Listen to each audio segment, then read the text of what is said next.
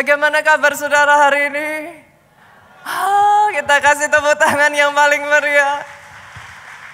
Hari ini kita masuk pada bagian yang kedua dari seri firman Rise and Build. Bangkit, ayo mulai membangun. Nah, pada bagian yang kedua ini saudaraku, saya akan membagikan satu pesan firman Tuhan yang berjudul Push again until it breaks through. Dorong terus sampai terobosan terjadi. Kenapa? Kalau saudara berbicara rise and build, berbicara membangun. Yang namanya membangun itu butuh kegigihan, perseverance, butuh endurance, ketahanan nih. Kalau enggak Bu, pasti akan berhenti di tengah jalan. Itu sebabnya Pak butuh push terus sampai terobosan terjadi. Push lagi sampai menang. Kalau belum pun terus di-push sampai berhasil. Basically saudara, firman Tuhan minggu yang kedua ini akan mengingatkan kita finish what you start gitu. Simple kok firmannya. Kalau sudah memulai itu ya diselesaikan gitu. Belajar yang namanya get the job done. Belajar yang namanya jadiin sesuatu. Karena sangat banyak orang biasanya bisa memulai, tapi belum tentu bisa menyelesaikan. Saya bersyukur saudaraku dalam hal ini Tuhan kita itu disebut apa? Alfa dan Omega. Yang awal dan yang akhir.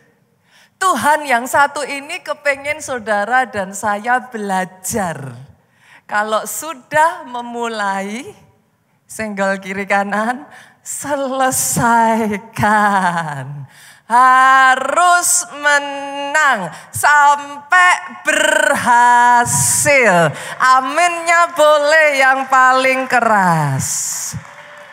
Saya akan tarik saudara, kita akan melandasi firman dengan firman di dalam Lukas pasalnya yang ke-14. Ayatnya yang ke-28 sampai 30 saudara. Ayat ini ngomong gini. Sebab siapakah di antara kamu yang kalau mau mendirikan sebuah menara, tidak duduk dulu membuat anggaran biayanya. Kalau cukup uangnya untuk menyelesaikan pekerjaan itu.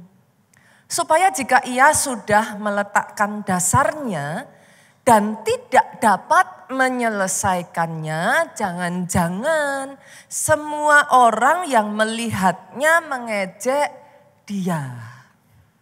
Sambil berkata orang itu mulai mendirikan, tetapi ia tidak sanggup menyelesaikan. Basically ayat ini tuh mengajarkan kepada kita once again. Kalau memulai, selesaikan. Tanggung jawab. Itu sebabnya harus diperhitungkan dengan matang. Basically firman Tuhan ini Lukas 24 ini mengajarkan kepada kita jangan sampai kita memulai tapi enggak menyelesaikan karena itu yang iblis paling seneng.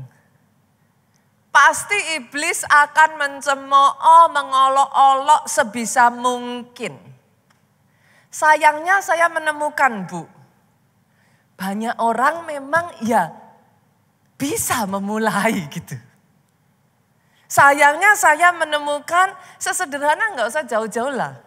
Biasanya saudara nanti akhir tahun terus akan awal tahun punya resolusi toh. Biasanya resolusinya tuh muluk-muluk.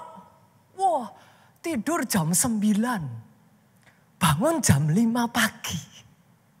Padahal biasanya tidur jam 1 aja belum tentu gitu. Bangun ya boro-boro jam 10, jam 12 gitu. Resolusinya sih keren. Tiap hari olahraga. Lari minimal sekian kilometer gitu saudara. Tapi waktu berjalan visinya boleh gede. Bulan Januari masih bisa. Harus hidup sehat. Makannya harus yang baik. Januari jalan masih oke. Februari mungkin masih oke. Sampai di Maret udah mulai terlihat saudara. Kenyataannya tidak bisa menyelesaikan sampai akhir. Saya berdoa ya Bapak Ibu, di dalam kehidupan kita, push again ya. Terus ya. Pastor, sampai kapan? Saya harus push. Sampai breakthrough. Dalam pernikahan sampai kapan, Pastor? Alkitab ngomong sampai maut memisahkan tuh Bapak Ibu. Yang sepakat aminnya yang paling keras.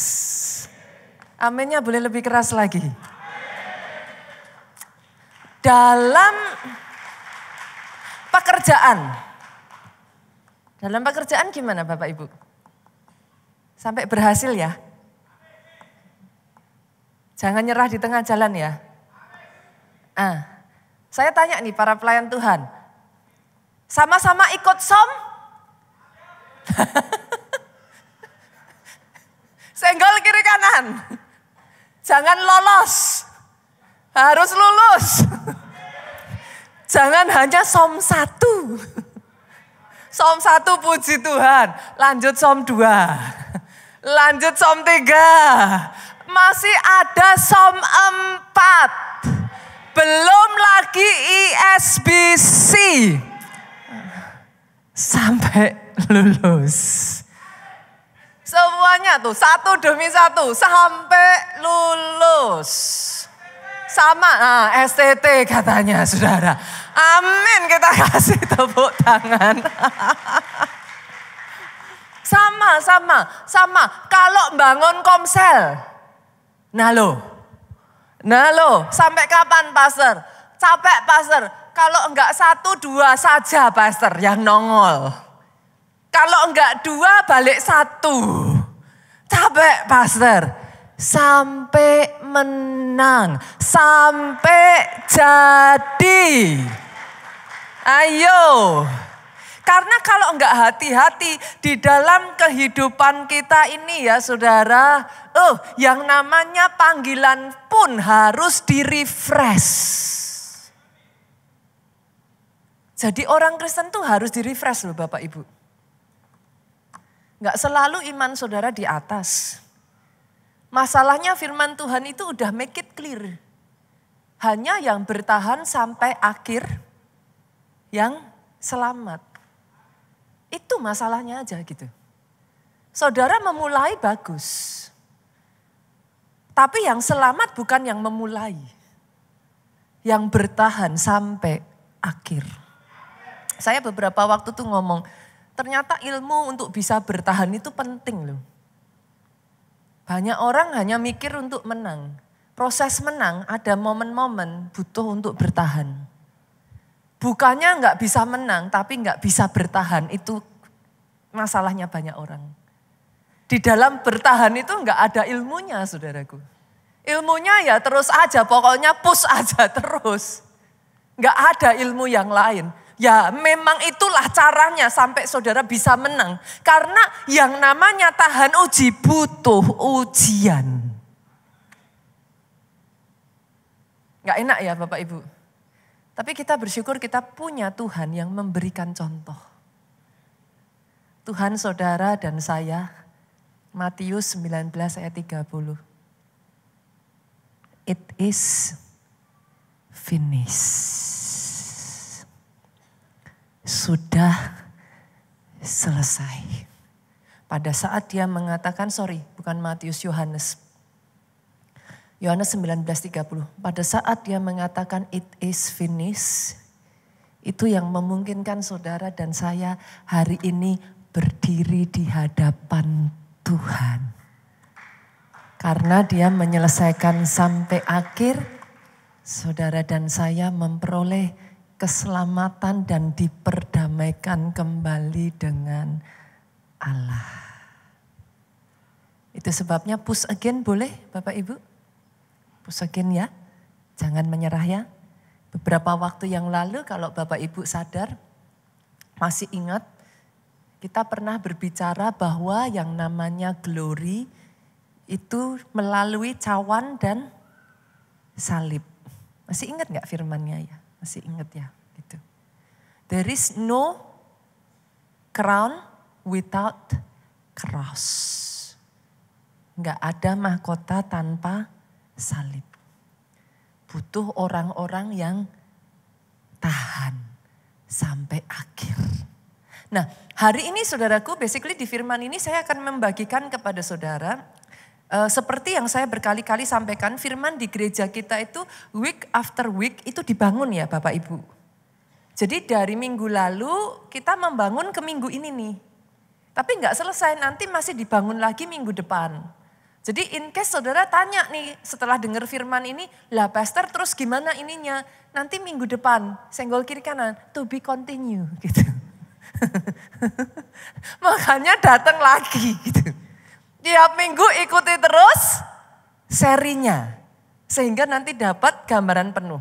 Nah minggu ini saya akan membagikan kepada saudara 4 alasan kenapa sih kok sampai orang itu berhenti di tengah jalan gitu. Unfinished project. Akhirnya saudara kenal itu dengan sebutan project mangkrak gitu. Nggak selesai. Dalam kehidupan banyak orang itu seringnya lari lagi gitu kan. Proses belum selesai lari. Nanti ngadepin proses lagi lari terus. Nggak kelar-kelar Bapak Ibu. Adepin aja. Selesaiin tuh. Butuh SD kelas 1 untuk bisa naik SD kelas 2 kan. Butuh SD kelas 2 untuk bisa naik SD kelas 3 Bu. Butuh nyelesain SD bisa naik SMP. Saya akan bagikan 4 alasan saudaraku yang menyebabkan orang itu sampai kayak nggak bisa finish well gitu. Nggak bisa menyelesaikan dengan baik. Yang pertama saudara, yang namanya losing vision. Losing vision, kehilangan visi gitu. Apakah visi itu punya peranan yang begitu besar? It is gitu.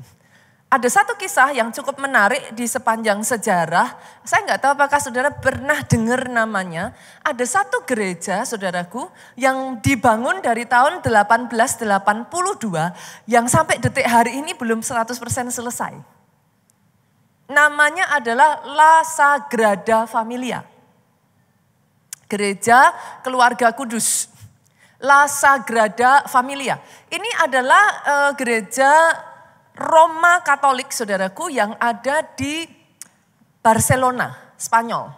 Ini gereja terkenal sekali saudara. Saudara kalau lihat cantik sekali. Ini karena fotonya hitam putih ya. Nggak tahu ada foto, ya cantik sekali saudara. Sampai detik hari ini gereja ini belum selesai. Padahal sudah dibangun dari 1882. Pertanyaannya kenapa kok bisa begitu gitu? Nah jadi ceritanya saudaraku. Gereja ini diprakarsai seorang bernama Joseph Maria.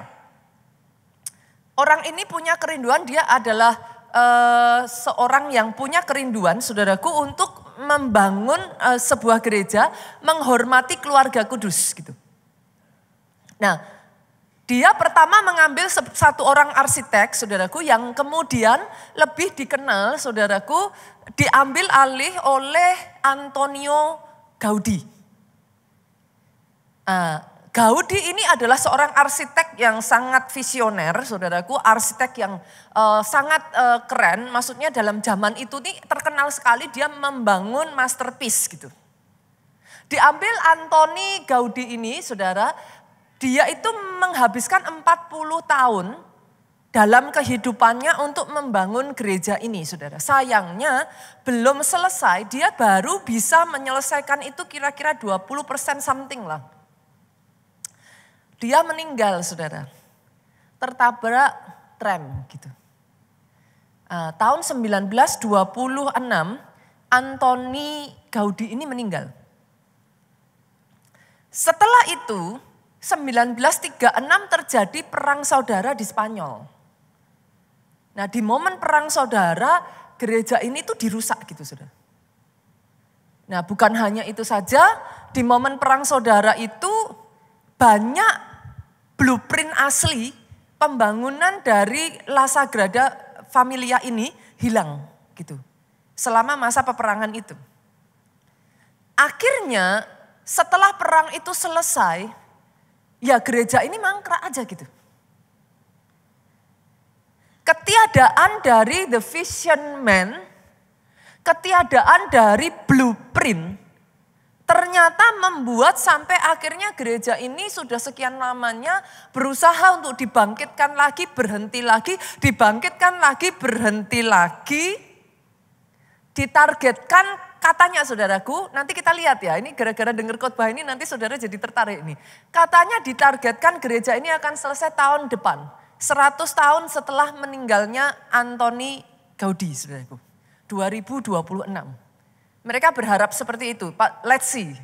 Kita nggak tahu apakah gereja ini bisa selesai tahun depan kayak gitu. Tapi poin saya, saudara, Amsal tuh ngomong gini, where there is no vision, my people perish. Ketika tidak ada visi, akhirnya kacau. Dalam bahasa Indonya kurang bisa dipahami, saudaraku. Tapi di dalam bahasa Inggrisnya very clear, jelas gitu. Kalau enggak hati-hati, saudara, ketika saudara mengerjakan sesuatu tanpa visi, enggak bisa ngelihat tujuannya apa. Saya banyak melihat itu terjadi pada bisnis yang diteruskan ke generation berikutnya. Orang tuanya the vision man, dia punya keinginan yang besar untuk bisnis itu maju, but then waktu berjalan anaknya hanya meneruskan, saudara, tapi tanpa tahu pengorbanan, perjuangan, tanpa tahu visinya. Yang terjadi apa? Stuck. Biasanya nggak jalan tuh, atau menurun tuh. Itu berlaku bahkan bukan hanya buat sekuler ya saudaraku, berlaku bahkan buat gereja Tuhan tuh. Kalau enggak hati-hati diteruskan, Pak. Next generation-nya enggak nangkap visinya, itu bisa hilang. Visi itu punya peranan sebesar itu, Bapak Ibu. Saya pernah menceritakan beberapa waktu yang lalu, saudaraku, seorang perenang bernama Florence, saya lupa Florence siapa gitu, saudaraku. Dia perenang pertama yang berenang 34 km, saudara, dari satu pantai namanya island apa gitu ke California Coast. 34 kilometer, saudara. Lucunya dia berhenti di kilometer ke-33. Kok bisa, Pastor? Bukan karena capek. Tahukah saudara kenapa dia berhenti? Tiba-tiba di kilometer 33 itu turun kabut begitu tebal. Dia tidak bisa melihat finish line. Dia berhenti di kilometer ke-33. The next time dia berhasil 34 kilometer. Saudara tahu caranya bagaimana? Dia tidak menggantungkan pada apa yang dilihat mata jasmani. Dia melihat finish line-nya itu di mata batinnya, saudara. Jadi dia berenang terus dengan melihat garis finishnya itu di mata batinnya. Dia berhasil menyelesaikan 34 kilometer. Pastor, saya mesti bagaimana? Gak ada jalan lain tuh Bapak Ibu. Sama seperti ketika saya menceritakan Florence ini, saya cuma bisa ngomong kayak gini, renang terus, renang lagi. Senggol kiri kanan, tinggal 1 kilometer. Ayo jangan menyerah. Look again, don't lose your vision. Bahkan ya Bapak Ibu maaf ya, di gereja ini pun, again and again saya tuh melihat loh. Ada orang-orang yang memulai itu dengan apinya tuh menyala-nyala loh. Itu sehari ya saya tuh bisa lihat dia pagi hari loh ada nongol saudara. Siang nongol lagi. Sore ada lagi. Omnipresent saudara. Dia ada di mana-mana. Dia ada di semua pelayanan. Nanti saya lihat media dia ada. Pendoa dia ada. Asyir dia ada. Pastor apakah salah dengan itu? No, I appreciate. Saya tidak mengatakan ini sebagai sesuatu yang salah. In fact saya menghargai itu semua. Tetapi ini yang perlu saudara perhatikan. Kalau saudara nggak nangkap visinya dari gereja ini. SPR pun ya Bapak Ibu, komsel, ibadah itu bisa jadi beban rohaniah. Hanya sekedar ritual. Kalau tanpa saudara nangkep visinya, tanpa saudara bisa ngerti, maka yang terjadi saudara terjebak dalam agenda gereja. Nanti ngelakuin semuanya yang ada beban, capek, bosen, tapi terpaksa udah merasa terperangkap. Kenapa? Sebenarnya kalau in case ada di antara saudara, that's what you feel. Para pelayan Tuhan pun ya. Ingat ini. Losing vision. Saudara nggak bisa ngelihat visinya apa gitu. Saudara harus tahu bahwa semua SPR, ibadah, semua kegiatan yang ada di gereja ini komsel. Gereja ini mempersiapkan setiap jemaat dengan satu tujuan. Engkau bukan hanya diselamatkan titik Bapak Ibu, maafkan saya. Engkau diselamatkan untuk menyelamatkan. Yesus itu nitipin pesan. Matius 28 ayat 19 sampai 20. Itu yang disebut amanat agung. Apa? Apa Bapak Ibu? Orang Kristen kalau nggak tahu Matius 28 saya cekik. Amanat agung loh. Masa nggak tahu? Apa? Pergilah. Jadikan semua bangsa murid. Artinya saudara nggak cukup hanya diselamatkan. That's not your end. Diselamatkan untuk menyelamatkan. Sebelum Yesus naik ya saudaraku, sebelum Yesus terangkat. Yesus tuh ngasih 2 pesan. Yang pesan yang paling utama, amanat agung, dia ngomong, pergilah jadikan semua bangsa murid. Tapi dia ngasih pesan satu lagi. Jadikan kami satu seperti kerinduanmu agar dunia tahu bukti nyata dari kasihmu. Sebelum kami pergi memberitakan kasihmu, mulailah dari kami lebih dulu. Jadikan kami satu. Tuhan itu mesen 2 saudara. Ini nih yang paling gak gampang buat orang Kristen. Bersatu. Pesannya 2 itu sebelum dia pergi. Biarlah engkau satu seperti aku dan Bapakku satu. Pergilah jadikan semua bangsa murid.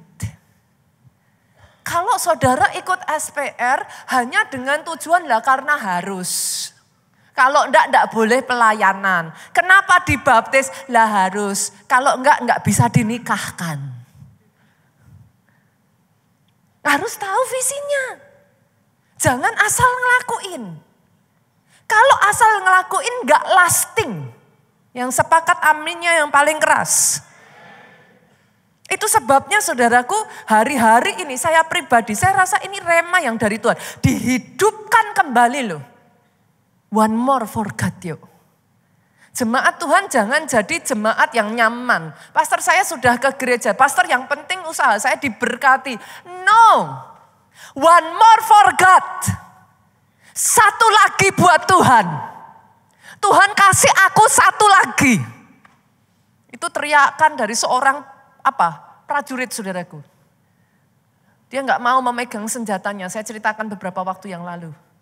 Tapi dia menyelamatkan jiwa-jiwa tuh saudara. Tuhan kasih aku satu lagi. Based on that, gereja kita saudaraku akan membuat satu kaos ini saudara. Tapi kaos ini dibikin eksklusif. Kita nanti akan mengadakan flash mob. Boleh nggak saya ajak Bapak Ibu ikut yuk?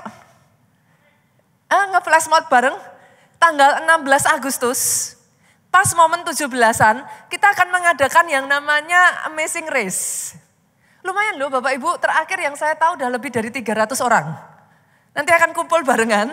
Mari kita lihat bagaimana teman-teman bertanding. Itu pasti seru. Saya tahu itu jadi momen keluarga, kebersamaan yang asik sekali. Jadi senggol kiri kanan. Kalau belum daftar, segera daftar. Masalahnya lah ini masalahnya saudara. Hari ini terakhir. Saudara kalau mau dapat kaosnya tadi, dibalik lagi. Untuk flash mob, nanti kita akan push kaos ini, flash mobnya saudara. Kita akan menuju ulang tahun ke-36 Gereja Keluarga Allah. Besok tanggal 13 dan 14 September. Senggol lagi yuk. Jangan gak ikut flash mobnya. Ayo ikut. Ikut flash mobnya. Nanti acara HUT kita akan kita bikin seru saudara. This time, tim kreatif di gereja kita akan mencoba untuk menciptakan experience in our HUT gitu. Enggak cuma sekedar saudara datang ibadah HUT, tapi nanti lihat ya. Saudara harus melalui lantai 1, naik. Nanti ada experience-nya. Tunggu tanggal mainnya. Yang paling dekat dulu, besok tanggal 16, cepet-cepet saudara pulang nanti daftar.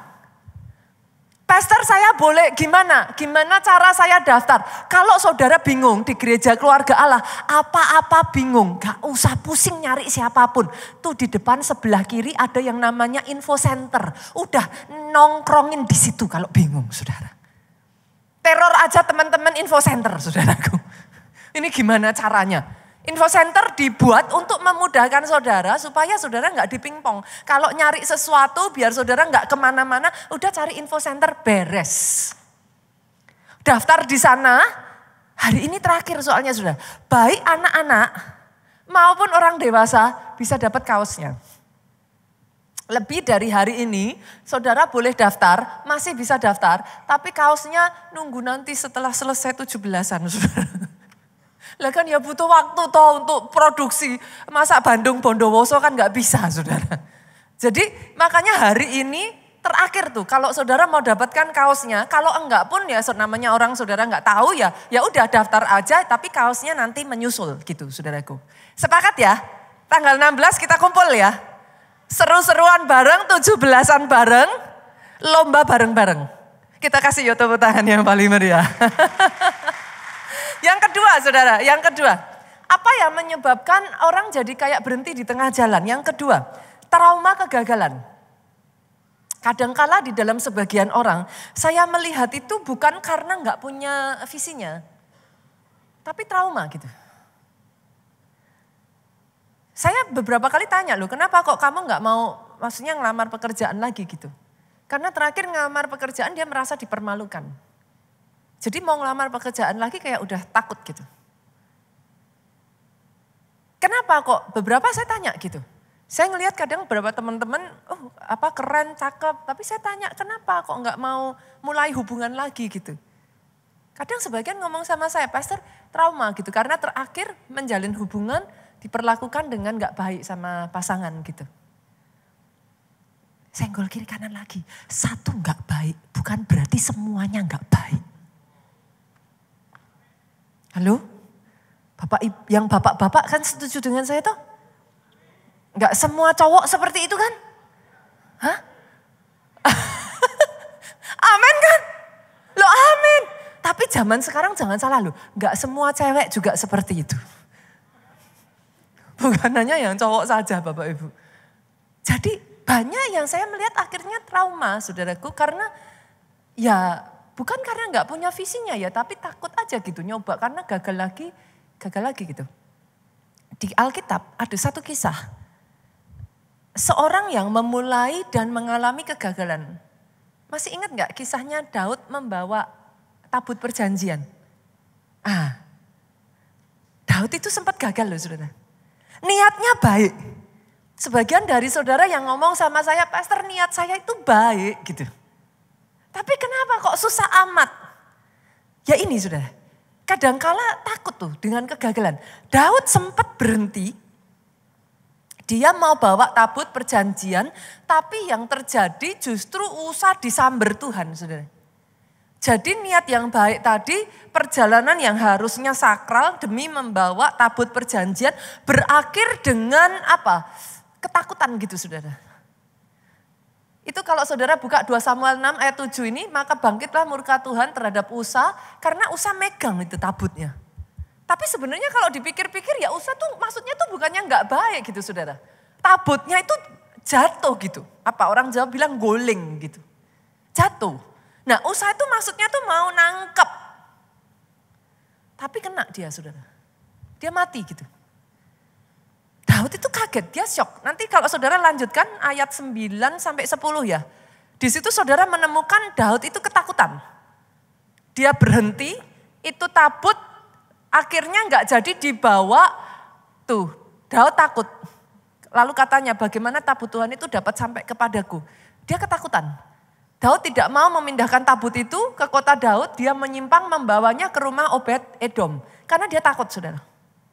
Dia sempat berhenti sekian waktu lamanya, tapi hebatnya Daud tidak menyerah. Syok boleh, sempat takut boleh, mungkin sempat ada pukulan boleh, tapi senggol kiri kanan, menyerah jangan. Menyerah jangan. Gak ada kamus untuk menyerah. Akhirnya Daud bangkit lagi saudaraku, dia selidiki. Daud gak tinggal di dalam traumanya, dia selidiki. Gimana caranya untuk membawa tabut dengan benar nih. Gimana supaya dia gak kesalahan sama Tuhan. Dia belajar caranya, dia kutak-katik, dia rubah saudara. Itu sebabnya saudara menemukan satu journey yang begitu masif sekali pengorbanannya. Tiap 6 langkah dia sembelih tuh. 1 ekor lembu. Gila gak saudara? 6 langkah itu 1, 2, 3, 4, 5, 6. Segitu aja dia sembelih. Sampai dia tiba di akhirnya kota Daud, Yerusalem saudara. Kadangkala kegagalan diizinkan Tuhan untuk membentuk karakter dan ketahananmu. Justru sering kali saudaraku, Tuhan mengizinkan semuanya itu terjadi, saudara bisa mengalami supaya bisa memperbaiki kesalahan. Tapi yang penting firman Tuhan ngomong gini, Amsal 24 ayat 16 bagian A. 7 kali orang benar jatuh, namun ia bangun kembali. Dari ayat ini yang kita pelajari satu saudaraku, ada 2 pelajaran. Yang pertama, mau orang benar, mau orang gak benar, dua-duanya bisa jatuh. In case ada di antara saudara yang berkata, pastor saya udah ibadah, pastor saya udah pelayanan, gak ada urusannya. Mau orang benar, mau orang gak benar, orang benar juga bisa jatuh. Bahkan ayat ini mengatakan 7 kali orang benar jatuh. Tapi saya berdoa, yang kedua pelajaran yang kita dapat dari ayat ini. Saudara jangan fokusnya, sumnya pada 7 kali orang benar jatuh. Sumnya bawahnya boleh? Namun ia bangun kembali. Gak apa-apa sempat jatuh, gak apa-apa sempat gagal. Jangan nyerah aja. Bangun lagi, bangkit lagi, push again until it break through. Yang ketiga Bapak Ibu, yang ketiga yuk. Saya lanjutkan lagi, yang ketiga apa sih penyebab banyak orang menyerah di tengah jalan? Tekanan, tantangan, bahkan perlawanan. Minggu lalu kita belajar tentang Nehemia. Sebelum Nehemia itu mulai membangun, saudaraku, sebenarnya bukan bangsa Israel itu enggak membangun. Kalau saudara buka di Esra pasal 4 ayat 12, mereka itu sudah berusaha, saudara. Tetapi penduduk di sekeliling itu menghalangi terus tuh. Bukan mereka enggak memperjuangkan, sudah. Tetapi ada saja tekanan. Sehingga mereka takut membangun. Nanti saudara turun lagi, naik sedikit ayat yang keempat, Esra 4 ayatnya keempat. Penduduk itu melemahkan semangat dan membuat mereka takut gitu. Saudara turun agak ke bawah lagi, Esra 4 ayatnya yang ke-23. Setelah salinan surat dibacakan, nah ini lihat saudaraku. Mereka itu dengan kekerasan memaksa orang-orang menghentikan pekerjaan itu gitu. Jadi again and again, di dalam membangun hal yang baik, kadang ada orang tuh tanya sama saya gini, Pastor, kenapa ya saya ngelakuin hal yang baik kok dipersulit gitu. Kenapa ya Pastor, justru setelah saya bertobat saya jadi baik kok malah sukar gitu. Dulu hidup saya nggak bener kok malah rasanya dipermudah gitu. Tapi mau hidup bener kok jalannya tertutup. Lihat ini saudara, memang di dalam perjuangan, kalau saudara ke arah yang enggak benar, iblis ngapain sih mempersulit saudara? Kasih aja jalan tol. Iya kan? Kan ujungnya udah jelas. Ya udah tuh dikasih aja jalan tol. Tapi justru ketika saudara mau mengarah ke arah yang benar, ya of course iblisnya enggak suka. Maka ada yang namanya tantangan, ada yang namanya perlawanan, bahkan ada yang namanya tekanan saudara. Orang Kristen menghadapi perlawanan, masalah, tantangan, tekanan, senggol kiri kanan. Jangan lembek. Jangan nangis boleh. Saya bukan nggak ngomong pastor kok jahat amat sih orang mau nangis aja nggak boleh. Nangis boleh. Nangis aja, menyerah jangan. Jangan lembek, jangan bilangnya gini, Tuhan kenapa Tuhan izinkan gitu. Bukan Tuhannya yang mau begitu. Iblisnya nggak suka aja saudara menang. Kalau yang dari Tuhan hanya punya tujuan membuat engkau mengembangkan karakter dan ketahanan. Itu dibutuhkan saudara. Kalau enggak ya saudara akan selamanya jadi orang lembek. Orang yang tough tidak dibentuk di masa happy-happy. Tough itu dibentuk melalui kesukaran. Gitu. Doa saya hari ini saudaraku, firman ini mengingatkan kepada kita kembali ketika ada tantangan, ketika ada perjuangan, itu tangga yang harus engkau lalui untuk naik level. Jadi next time ngadepin itu, ya saya tahu sih, saya juga gak bisa nyuruh saudara, yes gitu, gak bisa saudara. Pastor ini aneh ya, kok disuruh yes gitu. Mana bisa yes. Tapi at least kabar baiknya, whenever you see that happen, saudara langsung tuh tahu, oh aku naik level nih. Oke ya, aku naik level nih. Jangan nyerah gitu. Perbaiki apa yang salah, cari cara lagi, maju. Itu adalah tangga supaya saudara dibawa naik. Pastor kalau sudah seperti itu, apa yang harus saya lakukan? Seperti Nehemia saudara, kita belajar dari kisah Nehemia kemarin. Yuk kita buka ya. Nehemia pasalnya yang ke-14, ayatnya yang ke-16, pasal 4 Ayatnya yang ke-16 sampai ayatnya yang ke-17. Sejak hari itu sebagian daripada anak buahku melakukan pekerjaan, yang sebagian lain memegang tombak, perisai, panah, mengenakan baju sirah, sedang para pemimpin berdiri di belakang segenap kaum Yehuda. Yang membangun di tembok, orang-orang yang memikul dan mengangkut melakukan pekerjaannya dengan satu tangan dan dengan tangan yang lain mereka memegang senjata. Ini strategi loh Bapak Ibu. Saya lupa ya firman Tuhan berapa minggu yang lalu ya. 2 minggu lalu atau bahkan minggu lalu ya. Kayaknya minggu lalu ya. Perisai, tembok. Minggu lalu ya. Itu harus terus dipastikan saudara. Itu sebabnya firman Tuhan ngomong gini, kenakan perisai iman dalam segala keadaan. Mau sedih, mau susah, lagi seneng, lagi sukses, lagi fighting, lagi berjuang, kenakan perisai iman. Karena saudara itu nggak pernah tahu kapan musuh menyerang. Pas musuh menyerang, kalau saudara baru puasa, baru doa, baru berseru sama Tuhan, ya mau dibilang terlambat sih bukan terlambat juga ya. Puji Tuhan lah saudara sedang ada di dalam keadaan seperti itu, ingat Tuhan. Tapi itulah tujuannya sebenarnya kenapa saudara baca firman tiap hari gitu. Itulah tujuannya kenapa saudara puasa. Kenapa saat teduh tiap hari? Pada saat masalah itu datang, perisai imannya itu kuat. Karena yang memerangi itu, yang jadi perisai, tameng, itu iman saudara. Kalau enggak saudara isi dengan firman, enggak saudara isi dengan saat teduh, enggak saudara isi dengan puasa, itu tamengnya lemah loh, imannya tuh lemah, drop. Pada saat di strike, habis tuh saudara. Pengennya nyerah, rasanya udah enggak kuat.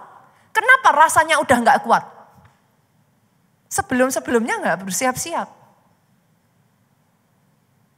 Makanya jangan jadi orang Kristen, jangan pernah remehkan firman. Jangan pernah remehkan doa. Jangan pernah remehkan puasa. Itu bukan hanya dibutuhkan pada saat hari H peperangan. Itu ketahanan itu loh saudara. Sama halnya kita olahraga. Kenapa olahraga? Kenapa enggak usah, ya nanti-nanti aja lah olahraga. Ketika kita olahraga saudara, otot kita ini jadi kuat tuh. Waktu bertambahnya umur.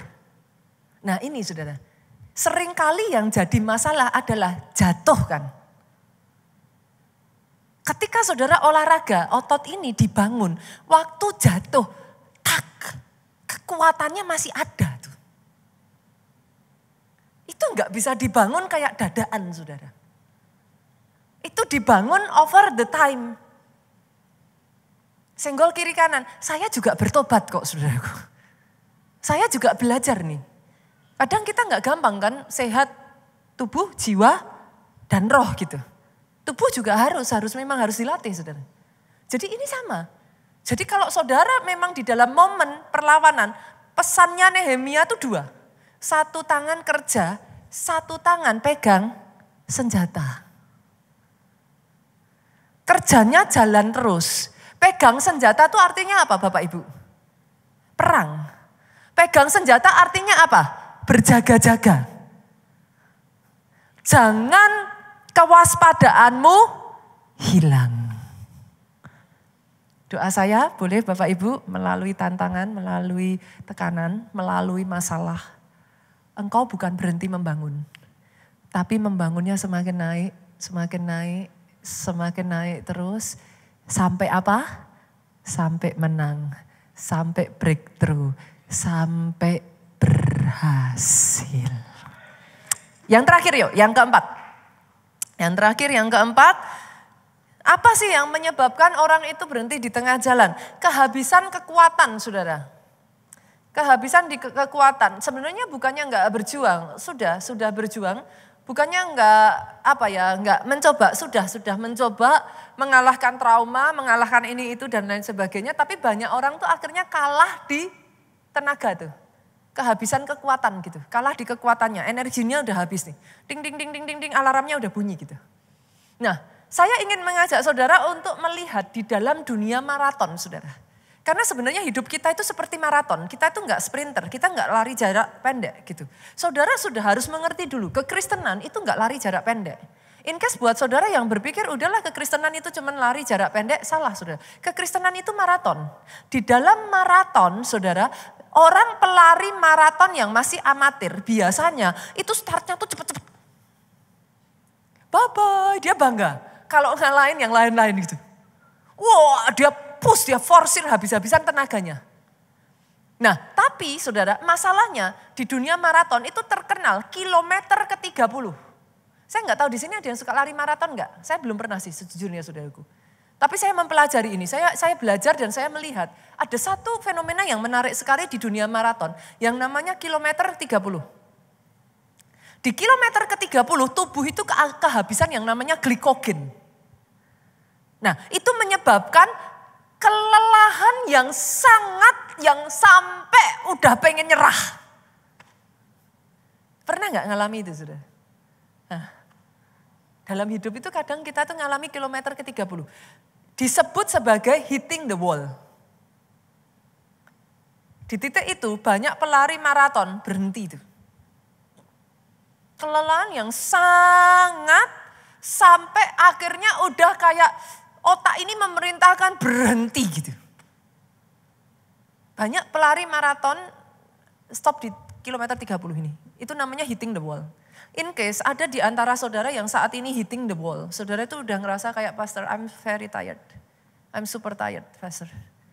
Terserahlah gereja mau bilang apapun, terserahlah orang di sekelilingku mau bilang apapun, aku pengecut kayak aku apa kayak aku ini kayak, udahlah saya udah gak peduli pastor, saya mau berhenti aja, saya mau lari aja. Pernah ngalami kayak gitu gak? Ada orang-orang saya ketemu ya, sampai di titik tertentu dia ngomongnya seperti itu. Saya tahu, saya udah dengar firman. Tapi terserah lah, whatever people wanna say gitu. Saya pokoknya mau lari aja, saya mau quit aja, saya mau berhenti aja. Orang gak tahu yang saya alami. Itu hitting the wall, saudara. Nah, solusinya apa nih, pastor? Kalau saya ngalami kilometer ke-30 ini. Bersyukur, saudaraku. Bukan kuat, bukan gagah. Tapi oleh rohku. Firman Tuhan semesta alam. Sebagai anak Tuhan, jangan hanya pakai kekuatanmu sendiri. Saya tutup dengan ayat ini. Pemain musik, worship leader, singer boleh maju ke depan. Yesaya 40 ayat 31. Tetapi orang yang menanti-nantikan Tuhan mendapat kekuatan baru. Ia seumpama Raja Wali yang naik terbang dengan kekuatan sayapnya. Mereka lari dan tidak menjadi lesu. Mereka berjalan tidak menjadi lelah. Pinjam kekuatannya Tuhan boleh Bapak Ibu. Jangan pakai kekuatanmu sendiri ya. Kalau memang sudah enggak kuat saudara.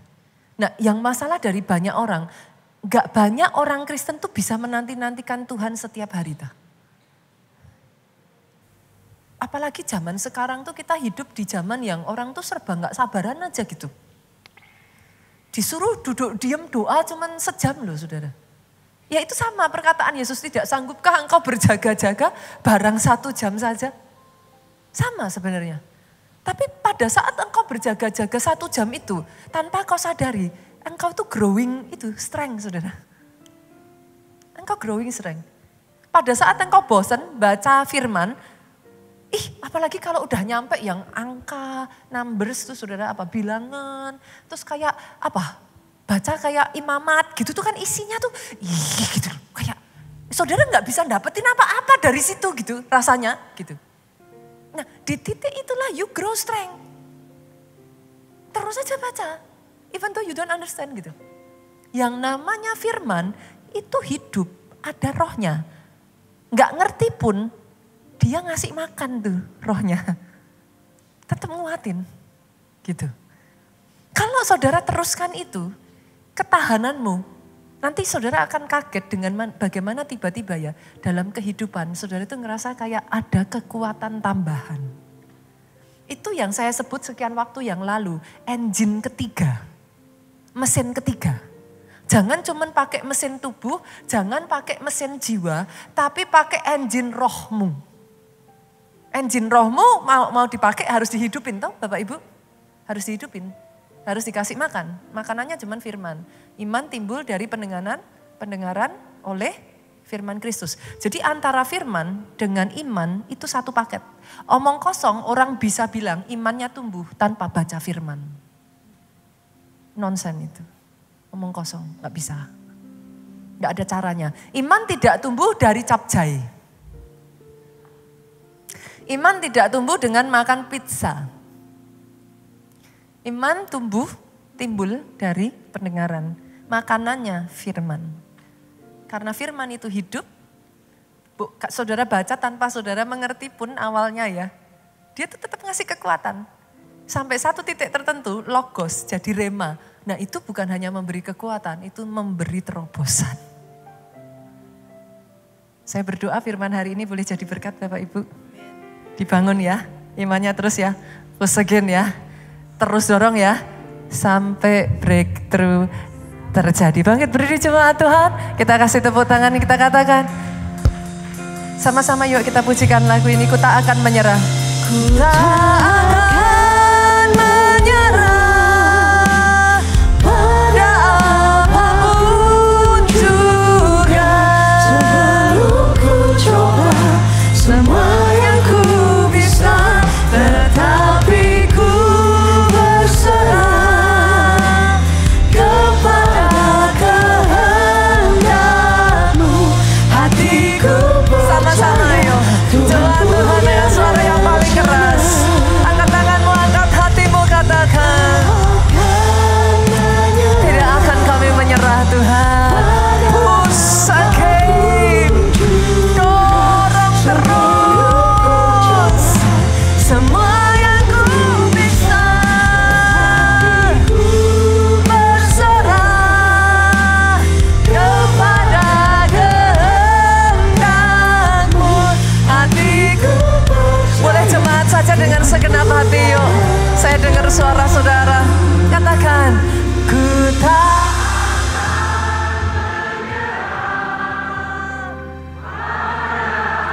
Yes. Katakan pada dirimu sendiri saudaraku. Even itu adalah cara engkau membangkitkan dirimu sendiri. Tetapi ku. Oh ya.